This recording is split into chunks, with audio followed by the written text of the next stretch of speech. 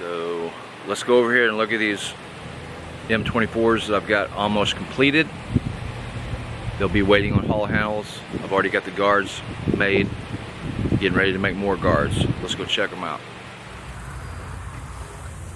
These three are M24s. This is my M24 Soldier model. The Model 24 Soldier. 80 CRB2, 0.270 inch thick blade stock. Look at those tangs.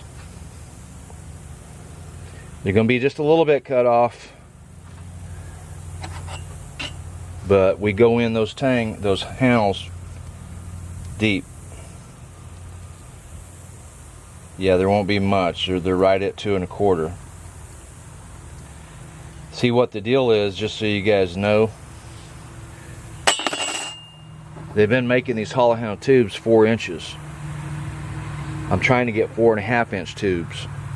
That gives that way I can get, you know, I've got massive tang in there. I don't want to. We've got to sacrifice some real estate inside that hollow handle tube for survival items. If I can get another inch in the length of that handle, because you know the cap makes it a little bit longer, so we'd end up probably a 5.5 inch handle, which would be outstanding. But I don't want to give this. These are 2 1/4.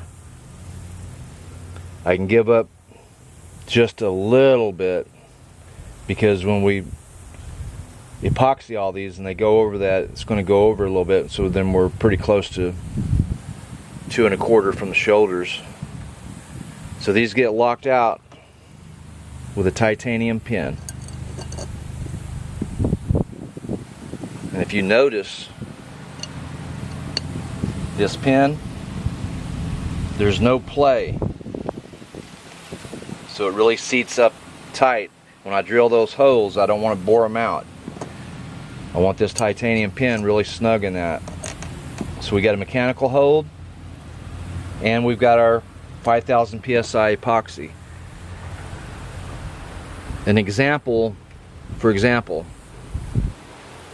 Martin knives, and they've got one called the Martin Apero. This is a commercial variant.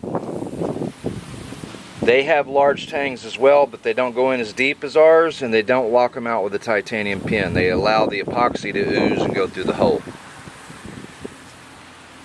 So at Snow-Tac knives, you're getting the strongest mechanical hold tang attachment out there,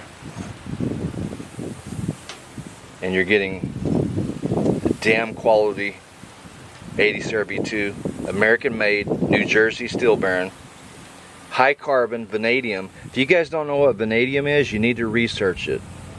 It's a pretty badass element. It's like the bodyguard of the carbon. Everybody knows carbon cuts. The vanadium protects the carbon along that cutting edge, so you get longer cutting time. You get less degradation. You get better edge retention. That's what the vanadium does with you. It works with the carbon. It's like the carbon's bodyguard.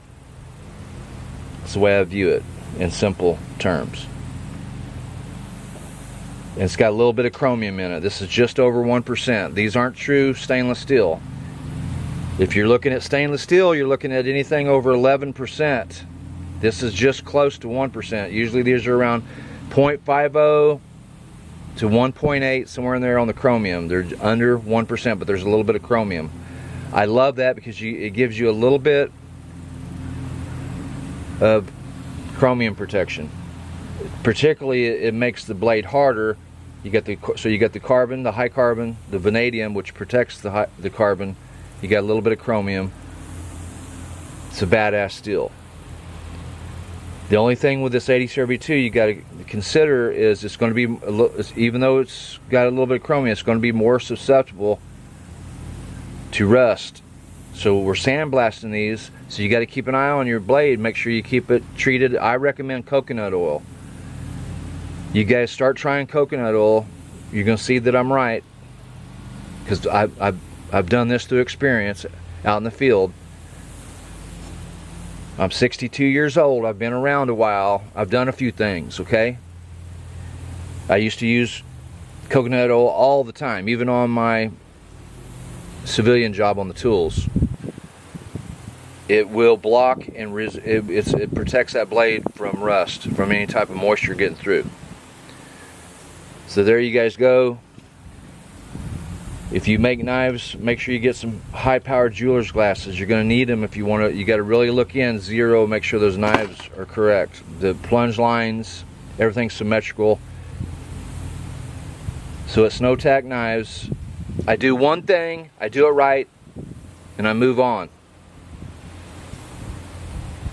I'll catch you guys down the road.